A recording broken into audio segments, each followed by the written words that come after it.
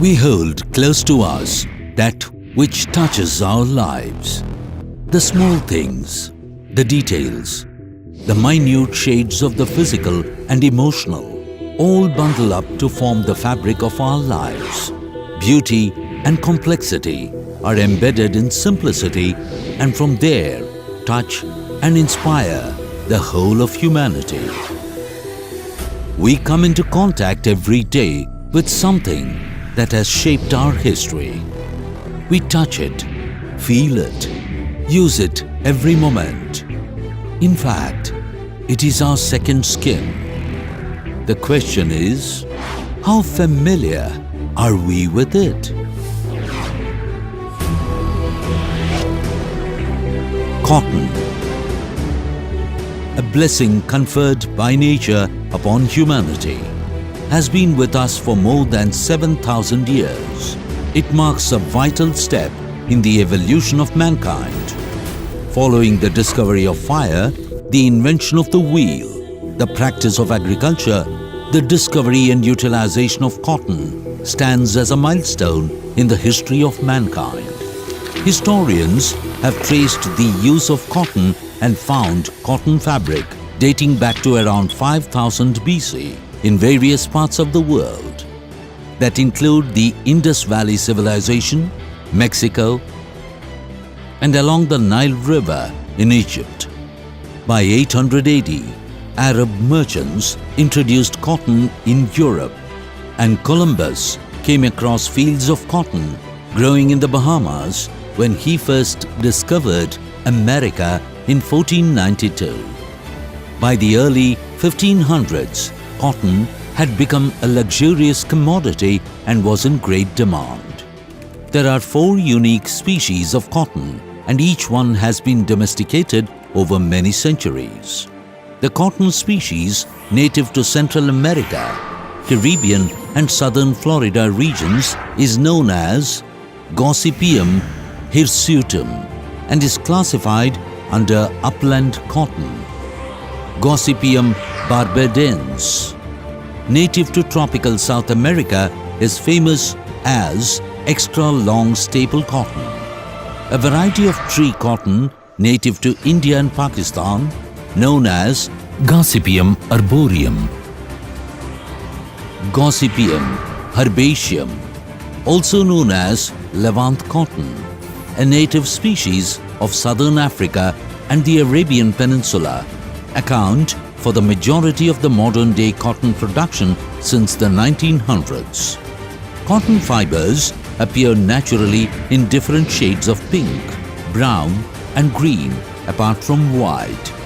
However, the cultivation of colored cotton was slowly discontinued as its yield was lower and the quality of fiber was inferior to that of the white cotton. Throughout history, cotton has silently left its footprints. The Greek king, Alexander the Great, was fascinated with cotton as it weighed less and provided greater comfort than wool. Indian cotton was recorded in ancient Greece as a wool exceeding in beauty and goodness than that of sheep.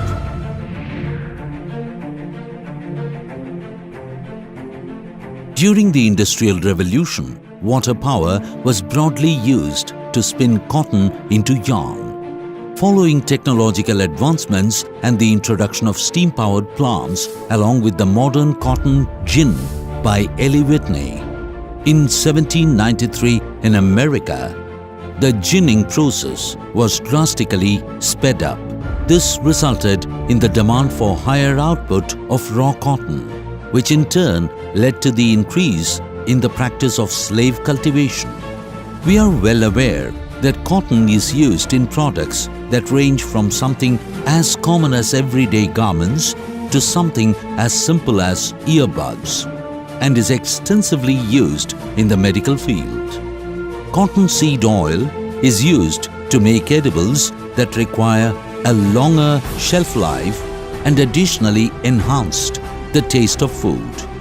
It is incorporated as a raw material in the manufacturing process of soap, margarine, emulsifiers, cosmetics, pharmaceuticals, rubber and plastics.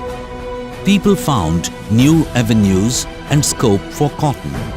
People began integrating it into different products, ones that were not even thought of before, such as fishnets, coffee filters, book binding, baseballs, and even in currencies of various countries. Thomas Alva Edison had used carbonized cotton thread as a filament in his first commercially practical incandescent light bulb. Cotton has become a commodity that is used by people from all walks of life.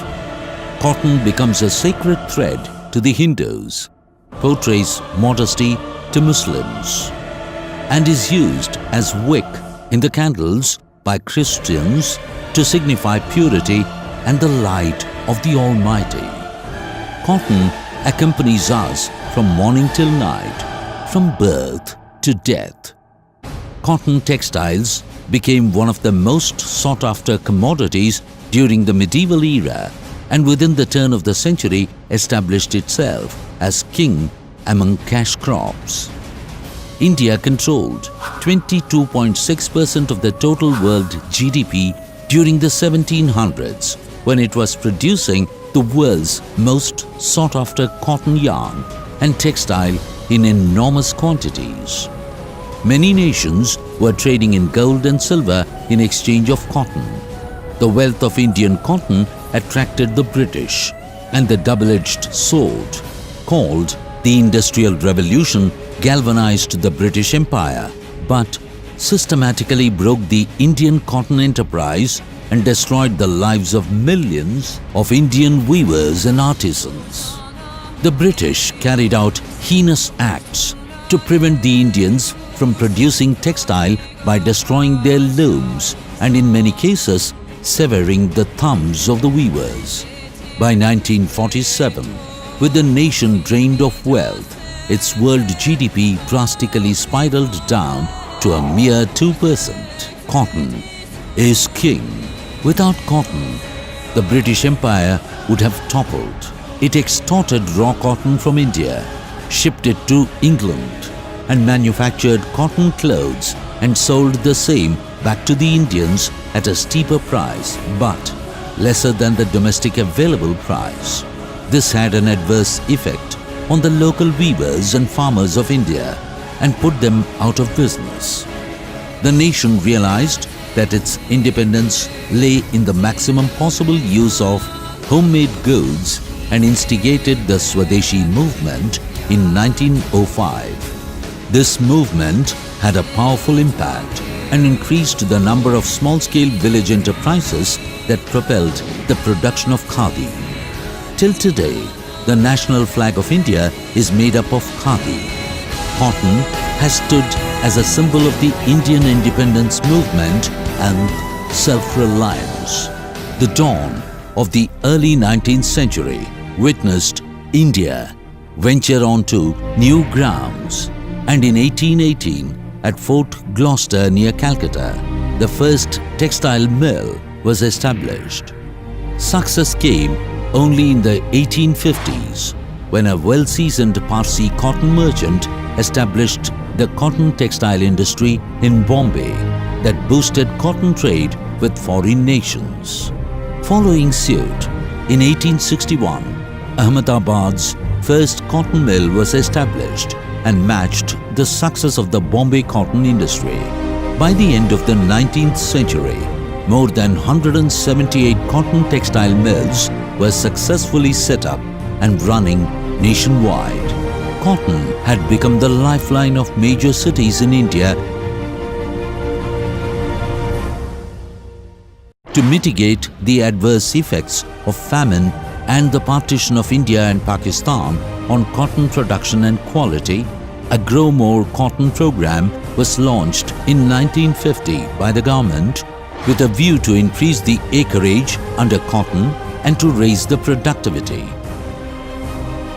Post the Green Revolution, when hybridization was in full swing, Dr. Ramasamy, a young agriculture graduate from humble beginnings, set forth with a passion to enhance the lives of farmers from a small town called Attur in Salem district of Tamil Nadu. Little did he know in 1973 that he was planting the seeds that will one day emerge as the cotton seed capital of India. Dr. Krishnamurthy, an eminent cotton scientist, helped set up the research facility and laid the foundation for the path-breaking breeding programs for which Rasi is known for. Rasi Seeds launched its first cotton hybrid RCH2 between 1992-1993, which had colossal impact and set new standards of productivity, and by 1998 established itself as a giant among cottonseed producers in the nation. Even 25 years after commercialization, RCH2 is one of the most sought-after hybrids by a set of loyal farmers. The legacy of RCH2 has been passed on from one generation to the other, and families have prospered in the process. A dynamic personality and visionary, Dr. Ramasamy foresaw the vital role of technology in the agriculture sector and cotton in particular. Rasi Seeds became the first company to vouch for BT technology and got its licensing in 1999, for which he had risked and invested all he had. In 2005-2006, Rasi Seeds notched up sales and grasped the #1 BT cottonseed selling company of the nation. His far-sightedness proved to be spot on, and BT technology became a runaway success among cotton cultivators. A whopping 6,500 metric tons of pesticides worth of 850 crore rupees were used to control the bollworms in cotton. But post-BT introduction, it drastically came down to 200 metric tons, worth of less than 100 crore rupees. Additionally, it increased the productivity from 300 kgs per hectare to more than 550 kgs per hectare. The success of Rasi Seeds stems from its service to farmers rather than merely providing seeds to farmers. It goes the extra mile and actively involves and guides them to adopt hybrid-specific agronomy to realize the best potential possible. Precise segmenting, trialing and positioning strategies helped Rasi to establish itself as the #1 cottonseed selling company in the nation. The last few decades has witnessed a 7-fold increase in cotton production and more than 4-fold increase in productivity, in which Rasi Seeds has played a pivotal role. An estimated 12.8 million hectares of land is under cotton cultivation in India, placing India as the leading producer of raw cotton, accounting for about 26% of the 26 million tons produced worldwide in the year 2016-2017. India stands second as exporter in cotton textile, contributing to an estimated 5% to the global textile and clothing trade. The Indian textile industry contributes 5% to the nation's GDP, 14% to industrial production and 11% to total exports earnings. The Indian cotton industry provides employment to a staggering 119 million people, placing it the second largest employer in the country after the agriculture sector. The success of the Indian cotton industry has become synonymous with Rasi Seeds. राशि नरमा बल्ले बल्ले नरमा है तो राशि है राशि नरमा बल्ले बल्ले कपास એટલે રાશિ कपासમાં કપાસ રાશિ જ એક નંબર છે. कापूस भाऊ फक्त राशीचा పత్తి అంటే రాశి అండి. పత్తి అంటే రాశి. ಅಂದ್ರೆ ರಾಶಿ ರಾಶಿ ಅಂದ್ರೆ ಹತ್ತಿ వరి తిన్నా అది రాశి లాగా